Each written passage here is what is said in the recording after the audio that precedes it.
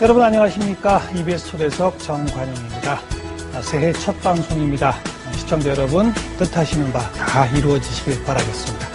저희 EBS 초대석 올 1월 한 달은요, 우리 교육이 달라지고 그래서 부모와 자녀가 모두 행복해지는 방법을 찾는 그런 시간으로 꾸미겠습니다. 오늘 첫 주에 모신 분은 국내 교육 전문가 최고 두 분을 모셨는데 이 두 분이 또 부부이십니다. 네, 동국대학교 조우벽 석좌 교수님 그리고 HD 행복연구소의 최성애 소장님 모셨습니다. 어서 오십시오. 안녕하세요. 네. 이번 시간 초대 인물은 교육 전문가이신 조벽 교수님과 최성애 박사님 부부입니다. 초대 손님이 전하고자 하는 메시지의 포인트가 무엇인지 확인해 보세요.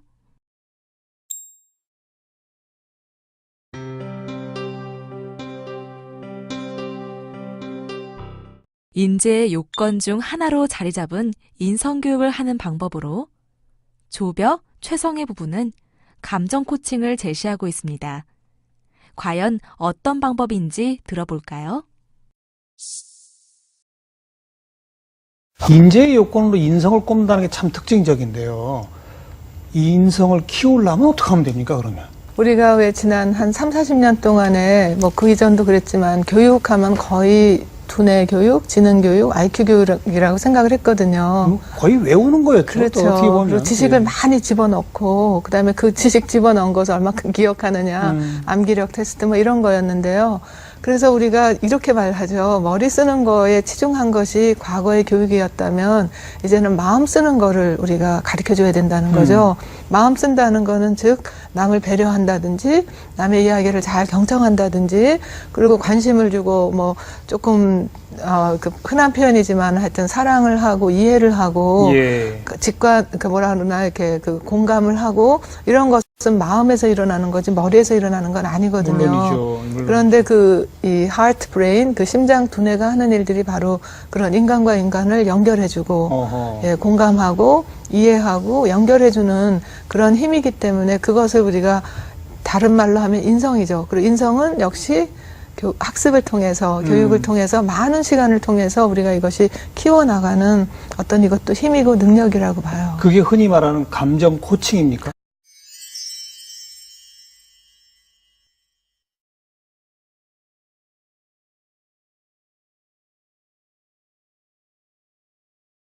아주 효과적이고 과학적으로 검증된 그런 방법이죠. 그 방법을 조금 소개해 주세요. 우리 예. 시청자분들은 급해요.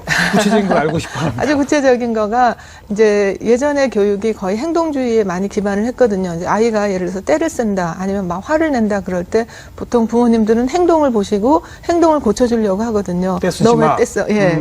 그리고 너 왜 화를 내? 이렇게 해서 이제 그 야단치고 그 행동을 교정해 주려고 또 그렇게 하기 위해서 뭐 상과 벌을 주고 했는데요. 예. 그 방법은 굉장히 단기 효과만 있지 장기 효과는 없고 오히려 역효과를 많이 낸다고 하거든요. 네. 감정 코칭일 경우에는 어떻게 하냐면 반대로 행동을 보기 전에 감정을 먼저 우리가 이해해주고 수용해줍니다. 아이가 화를 낼 때는 분명히 화를 낼 만한 어떤 상황이 있다는 거죠.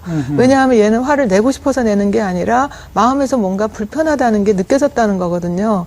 그래서 그것을 먼저 감정을 먼저 받아들여주고 예. 수용을 해주고 나면 네가 화가 난 것 같은데 어떤 일로 화가 났는지 엄마한테 얘기해 줄 수 있겠니? 이렇게 해주면 동생이 내가 만든 레고를 무너뜨렸다든지 아니면 선생님이 나만 미워하는 것 같다든지 예. 아니면 뭐 자기 나름대로 어떤 상황이나 그런 데서 느끼는 감정을 자기가 얘기를 할 거거든요. 거기에는 야단을 치면 안 됩니다. 왜냐하면 우리 감정은 아이나 어른이나 노인이나 어떤 것을 하냐 하면 이성 논리 합리가 하기 전에 일단 이 주변에서 벌어지는 많은 일들이 있잖아요. 그것을 두 축으로 나누거든요. 네. 하나는 안전한지 위험한지. 그렇죠. 그다음에 하나는 편안한지 불편한지. 이것을 빨리 아주 빠른 시간 안에 자기한테 주는 어떤 신호예요. 예.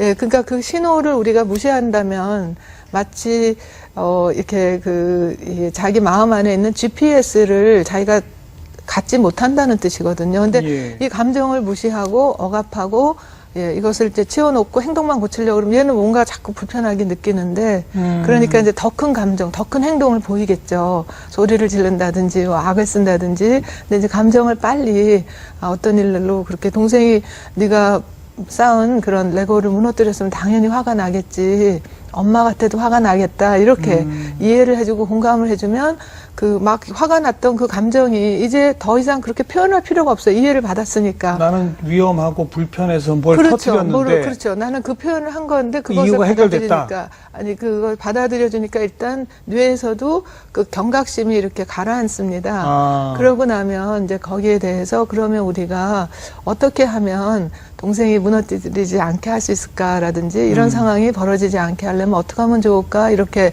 대안을 찾거나 그 문제에 대해서 자기가 적절한 행동을 할 수 있게끔 예, 약간 예. 이렇게 코치를 해주는 정도거든요. 답은 자기가 찾아낼 수가 있어요. 어허. 근데 우리가 마음이 불편할 때는 일단 두뇌도 잘 작동을 못 합니다. 그렇죠. 네, 그거는 이제 역시 뇌과학에서 밝혀진 사실인데요. 그래서 감정이 굉장히 불편하거나 아주 굉장히 부정적인 때는 우리가 제대로 된 해결 능력, 혹은 시야를 좀 넓게 보거나 또는 직관이나 통찰 같은 것을 얻기가 어렵기 때문에 흔히 왜 앞뒤를 못 가린다. 맞습니다. 이런 얘기 뭐 또 좀 전문 용어로 왜 그 심리학적 안개, 사이콜로지컬 포그 뭐 이런 단어 쓰잖아요. 맞습니다. 네. 예. 그래서 가끔 이렇게 사회에서 보면 정말 머리로는 너무나 뛰어난 사람들이 고학력, 전문직, 뭐 고소득 이런 사람들이 이 감정적으로 불편할 때 얼마나 어리석고 얼마나 또 다른 사람들에게 해를 끼치는 행동도 판단도 그냥 서슴없이 할 때가 있거든요. 그런데 우리가 정말 자기 감정을 정확하게 알고 그다음에 일단 진정을 하고 나서 보게 되면 문제에 그렇게 큰 후회할 만한 예, 그런 예. 일들을 일으키는 일이 훨씬 적죠. 문제가 감정의 세계가 굉장히 다양하고 풍요롭잖아요. 그렇죠. 그런데 아이들한테 너 기분 어때 물어보면은 딱 세 가지 답밖에 안 나와요. 좋아요, 나빠요, 몰라요. 예, 예. 한마디로 흑백 세상에 사는 겁니다. 예. 그러니까 굉장히 참 불쌍하고 빈곤한 상태죠. 근데 어른들이 그렇게 만드는 것 같아요. 인간은 모든 감정을 느낄 수가 있어야 되고 그것을 또 표현을 잘 할 수 있는 것이 성숙한 인간인데 예. 좋아요, 나빠요, 몰라요. 근데 그 수밖에 없는 이유, 아이는 하루 종일 죽은 듯이 가만히 앉아서 공부하라고만 강요당합니다.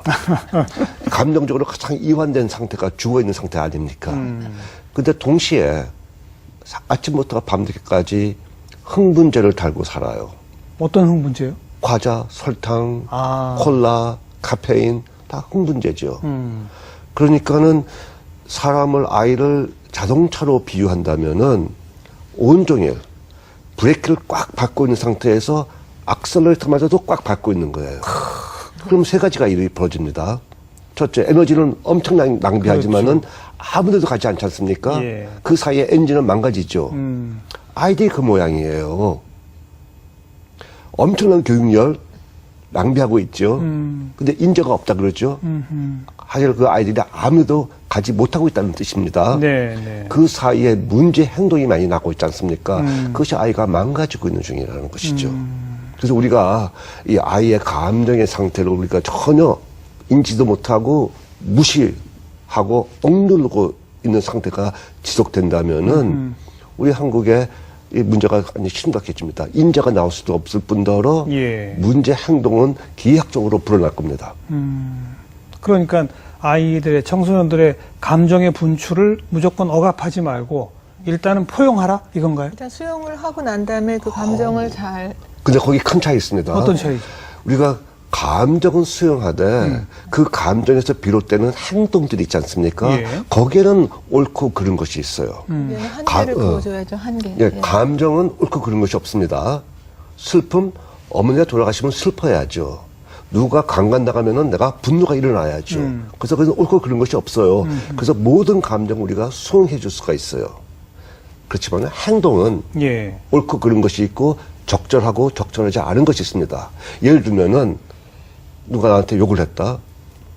화가 나겠죠. 화가 나는 것은 감정이에요. 네. 당연합니다.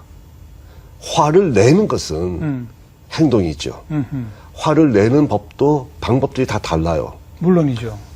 맞서서 싸우는 거 적절치 않겠죠.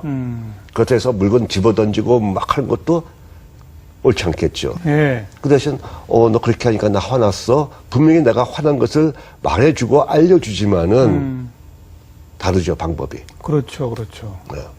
그러니까 그래서- 감정은 수용하라. 네. 대신에 행동은 교정하라.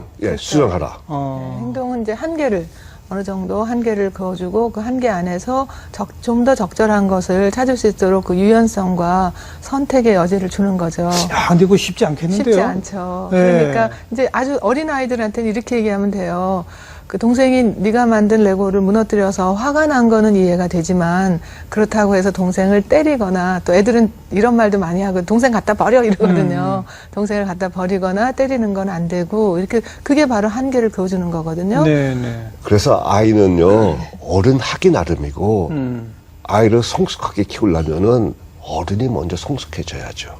바로 그 점인데. 그래서 쉽지 않다는 것이죠. 그러니까요. 우선 우리 어른들은 뭐 좀 부끄러운 얘기지만 아이들이 짜증내고 화나면 어른도 화가 나잖아요. 그렇죠.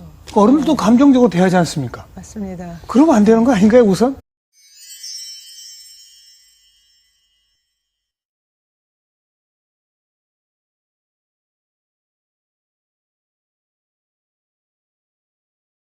하기 전에 이 코치부터 그렇죠. 달라져야 되는 거 아니에요? 맞습니다. 예. 예, 달라지기보다도 그 감정 코칭에서 그렇게 간단하게 아이들에게는 그 한계 안에서, 그러니까 감정은 수용해 주되 행동에는 한계 안에서 적절하게 할 수 있도록 이끌어준다 하지만 거기서 더 중요한 것이 그리고 더 먼저 해야 될 것이 그 어른이 부모가 자기 자신의 감정을 먼저 알고 자기 감정에 대해서 잘 알아차리는 거, 조절하는 거 이것이 먼저입니다. 네. 근데 이제 대개는 그 아이가 화를 낸다 할 때 사람마다 어른마다 다 다르게 나타날 수가 있어요. 어떤 사람은 니까짓 게 뭔데 어른 앞에서 화를 내 이러는 그렇죠. 경우도 있고요. 어떤 애는요, 어떤 어른 같은 경우는 화내는 게 불편해서 막 과자 주고 사과 주고 막 달래주는 경우도 무조건 있어요. 달래기. 어떤 경우는 부모가 쟤 또 화내. 나 어떻게 할지 모르겠어 이러면서 무기력감을 느끼기도 하고요.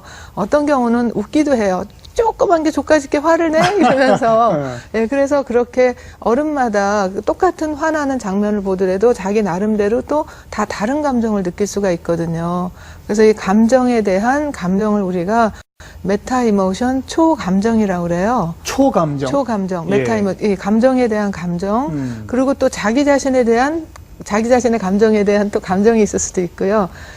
그게 조금 어려워요. 근데 그것을 우리가 점검하고 알아차리게 되면 아이들의 감정에 대해서 훨씬 더 이렇게 편안하게 균형 잡힌 눈으로 바라볼 수가 있는 거죠. 근데 그게 안 되면 대개는 즉각적이고 반사적으로 자기 감정이 먼저 나오게 돼요. 네, 네. 그 연구 하나 소개할게요. 예, 예. 그랜트 연구라고 하버드 대학생들, 1940년대 하버드 대학생들을 72년간 추적 연구한 것이 있잖아요. 네. 거기에서 나중에 성공하고 행복한 사람들의 공통점들을 다 모았어요. 거기에 핵심 중에 하나가, 결국은 자기가 욱 하지 않는다는 거예요. 욱 하는 사람들은 성공 못 한다는 거예요. 이게 어떤 자극을 받았었을 때 곧바로 감정이 튀쳐나온다는 뜻입니까? 욱 하고 난 다음에 후회하잖아요, 우리가. 예. 조금만 내가 예. 이렇게 했으면은. 예. 그러니까 한마디로 자기의 초감정을 다스리지를 못한 사람들이에요. 다스릴 수 있는 방법이 그건 뭐냐 했었을 때 바로 내가 어떤 자극을 받았었을 때 곧바로 내가 반응을 보이는 것은 동물 상태다. 이 생각의 여지, 그러니까 감정이 느껴지더라도 일단 약간의 뜸을 들일 수 있는 여지를 버려야 되는데 잠깐 시간을 가져라. 그렇죠. 6초면 된답니다. 6초요? 예. 6초만. 화나는데 6초를 어떻게 글쎄, 참습니까? 그렇게 할 수 있는 사람들이 성공한다는 것이죠. 근데 어떻게 참느냐? 있어요. 어떻게 해요? 똑같은 상황인데도, 아내, 배우자 또는 자녀들이 했을 때는 훅 하는데, 만약 그 사람이 똑같은 일을 했는데, 나의 상관이다? 그러면 우리 참지 않습니까? 맞죠. 그 인간은 6초 참을 능력은 다 있다. 예. 단 하지 않을 뿐이다. 예. 내가 존중하지 않는 사람은 하지 않을 뿐이다. 결국은 상대를 누가 됐든 존중하는 것부터 시작이군요. 그럼요. 어. 그럼요. 그런데 그때 사실은 그 정말 아까 같이 막 감정이 자기가 막 화가 끓어오르면 그 육체를 참기가 정말 어려워요. 머릿속은 굉장히 빨리 돌아가거든요. 물론이죠. 예, 막 이것저것 생각이 나면서 뒤죽박죽 된단 말이에요. 그래서 그럴 때 할 수 있는 좋은 방법이 심장 집중 호흡이라는 게 있어요. 자기 심장에 집중을 해서 그래서 천천히 고르게 5초 동안 숨을 들이마시고 또 천천히 고르게 5초 동안 숨을 내쉬고 그래봤자 10초거든요. 예. 그러면 대개 숨 한 번 반만 쉬면 15초 정도 걸리는데 그 15초 동안에 우리 심장은 요동을 치던 그런 패턴에서 안정 패턴으로 넘어갑니다. 그것을 이제 전문 용어로는 스트레스 중화라고 하거든요. 네. 그러니까 이제 자동차로 치면 악셀레이터가 막 밟혀지려고 할 때 우리가 갑자기 이걸 확 스탑을 하려면 잘 안 되잖아요. 그럴 때 그 뉴트럴, 중립으로 놓는 상태로 하는 것이 바로 스트레스 중화인데 예. 그게 단지 그러니까 5초 동안 숨 들이마시고 5초 동안 숨을 내쉬는 그 시점 6초 때 이게 이제 중립 상태로 들어가기 시작하니까 6초만 우리가 참아도 아이에게 혹은 상대에게 관계를 망치는 그런 그 격하고 파괴적인 행동은 멎을 수가 있다는 거죠. 결국 심호흡 한 번이에요. 맞아요. 예, 맞습니다.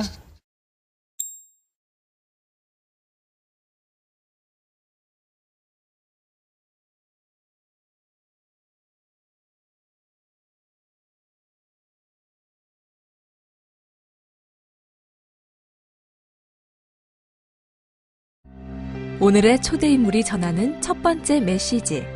다시 한번 가슴 깊이 새겨보세요. 조벽, 최성의 교육 전문가 부부가 제안하는 마음을 채워주기 위한 방법, 행복 일기 쓰기와 상대방 장점 50가지 쓰기에 대해 알아보겠습니다. 행복 일기를 쓰라고 말씀하신다는 얘기 제가 하나 들었고요. 네. 그리고 상대방의 장점 50가지를 찾아라는 말씀 들었습니다. 이 두 가지를 빼놓을 수가 없어서 꼭 여쭤봐야 할 것 같아요.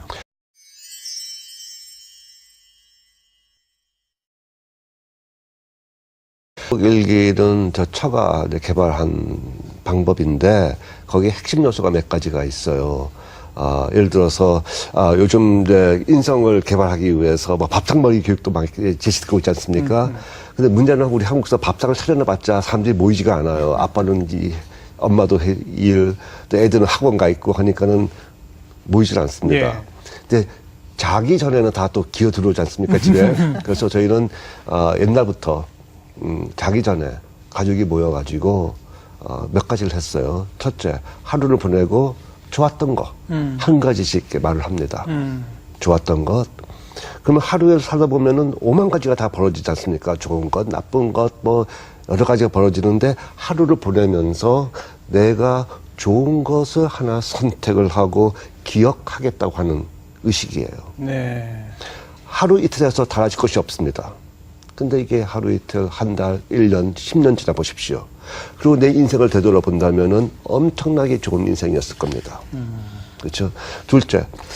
근데 사람들이 말이죠. 사람들이 보통 밤늦게 서로 만나면 그날 짜증났던 것부터 얘기하는데 반대를 해야 되는군요. 자기 전에는. 자기 전에는. 물론 이제 짜증나는 일을 우리가 얘기할 수는 있지만 잠자기 전에 우리가 이제 잠자기 전에 하는 이런 가족 의식이라고 얘기를 하는데요. 좋았던 일 하고 그다음에 고마웠던 일도 하고. 사회자께서 말씀하셨듯이 짜증나는 일도 분명히 있잖아요. 네. 그래서 다 무시하면은 그건 왜곡된 인생을 하게 되는 거 아닙니까? 그것도 하긴 하되. 그래서 그런 좋지 않은 일, 짜증나는 일도 언급을 하되 하지만 이래서 다행이다. 그 말을 또 다음 두 번째 순서로 하게 됩니다. 모든 일에는 장단점이 있어요. 그렇죠? 아무리 좋지 않은 일이라도 거기에 뭔가 긍정적인 것을 내가 찾아내는 시각을 기르는 것입니다. 우리가 본다는 뜻에서 시자도 있고 견자도 있지 않습니까? 근데 견각이라는 말 쓰질 않아요. 그렇죠. 견은 그냥 보여주는 그 모습이고 시각이라는 것은 내가 보는 모습이기 때문에 나의 선택이에요. 목적의식적으로 보는 것. 그렇죠. 이게 긍정성을 본다는 뜻이죠. 그래서 일에 대해서 다행이다. 오늘 비가 너무 많이 왔지만은 하루 종일 왔지만은 그래도 젖지 않아서 다행이다. 네. 이런 말을 하나씩 돌아가면서 하고요. 그리고 세 번째로는 고마웠던 것, 감사한 것. 하나씩 또 이야기를 합니다. 예. 이래봤자 3, 4분밖에 안 걸리죠. 자, 좋았던 것, 나빴지만 다행인 것, 네. 그다음 고마웠던 것. 근데 고마웠던 것을 말하는 것은 너무나 필요해요. 우리가 가장 힘든 것은 외로울 때. 네. 이 세상에 나 혼자라는 생각. 아무도 날 이해하지 못하고 나를 도와주지도 않고 그럴 때는 사람들이 너무나 힘들어서 실은 자살까지 하잖아요. 맞아요. 그래서 감사함을 이야기할 때는 아 그래도 이 세상 나 혼자가 아니구나. 그래도 내가 누구로부터 도움을 받았구나. 고마운 것 생각하는 것이 그렇게 중요해요. 네. 그죠? 한 바퀴 돌고 그러고 나서 이제 애들이 좀 커지면은 선행한 것. 좋은 일 한 것. 내가 좋은 일 한 것. 그것은 그 자체도 좋지만은 더 좋은 것이 남한테 감사함을 느낄 수 있는 기회를 주는 거 아닙니까? 그렇죠, 그렇죠. 그렇죠? 네, 그래서 이렇게 한 바퀴 돌고 난 다음에 마지막으로 장점. 네, 그날 이제 가족이 뭐 5이든 10이든 요새는 가족이 참 단촐하잖아요. 그러면 이제 하루는 예를 들어서 큰아이 장점을 얘기하면 엄마도 얘기해주고 아빠도 얘기해주고 상대방의 얘기해주고, 장점. 그렇죠. 예. 그리고 그러니까 가족이 이제 만약에 또 그날 순서가 아빠 장점을 하는 날이다 그러면 아이도 아빠 장점 하나 얘기해주고 엄마도 하나 얘기해주고 이렇게 돌아가면서 그 가족이 그날 봤던 특히 좋았던 점, 뭐 잘했던 점, 장점 그런 거를 그렇게 긍정성을 우리가 이게 5분이면 돼요. 5분이면 정말 이거 다 하고 아마 잡니다. 어린아이들은 쉽게 따라줍니다. 네. 아마 사춘기 든 아이들은 쑥스러워하고 싫어하고 그럴 거예요. 처음에는. 가능한 어렸을 때부터 시작하는 네. 게 좋겠군요. 좋죠. 근데 사춘기 아이들도 1, 2주만 지나면은 먼저 와서 앉아 있습니다. 너무 좋은 걸 좋으니까. 알거든요. 어허. 예. 그리고 자기 장점 말해주면은 기분 좋아. 표정을 이렇게 하면서도 너무너무 좋아하는 거 있죠. 거의 굶주려 있습니다, 아이들이. 네. 5단계네요. 5단계. 그날 하루 좋았던 것, 기분 나빴지만 다행인 것. 그렇죠. 그리고 고마웠던 것, 선행한 것, 상대방의 장점. 그렇죠. 이게 왜 중요하냐면은 어른들은 배고픈 시절 살아왔거든요. 그래서 자꾸만 물질적인 것을 만족시켜 주려고 그럽니다. 지금은 그게 문제가 아니에요. 네. 마음 고픈 것이 문제입니다. 네. 마음 고픈 것을 채워주는 것이 바로 이런 의식을 하는 것이죠. 그러다 보면은 서로 상대방의 장점 50가지 써주기 이런 것도 되나요?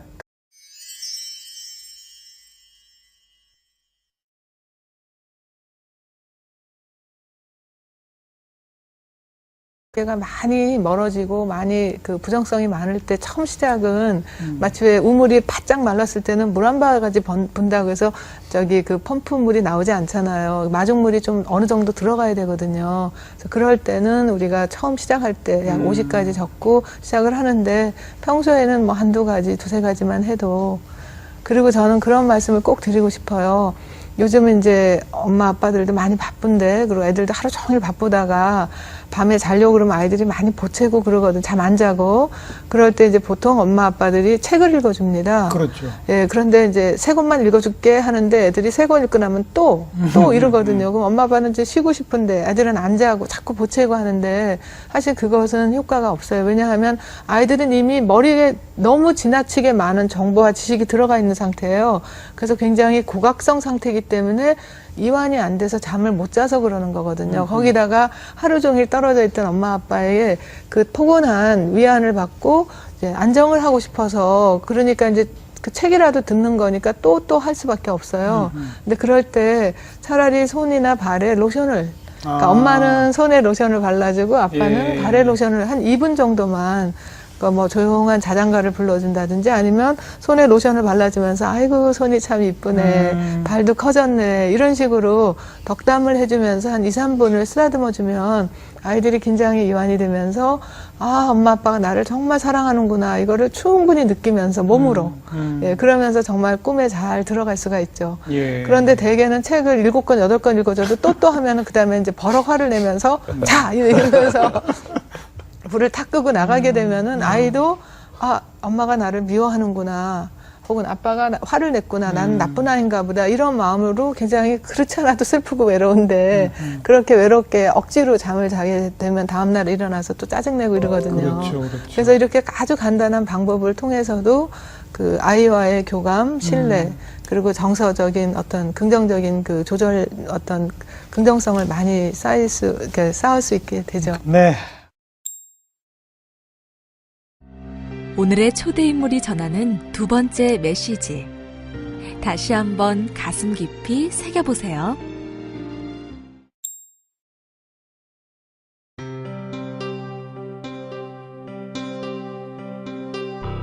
오늘 만나본 초대 손님의 메시지를 잘 기억하고 계신지 한번 확인해 보겠습니다.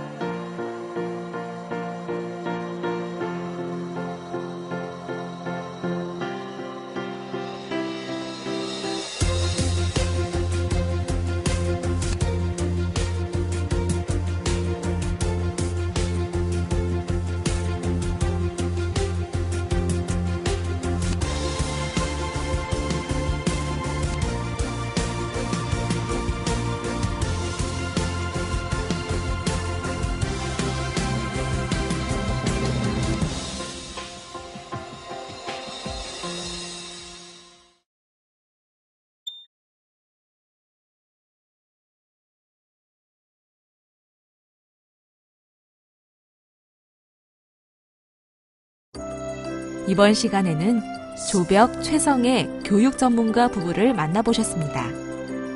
다음 시간에는 창조는 편집이다 라고 말하는 김정은 소장님을 초대해 만나보겠습니다.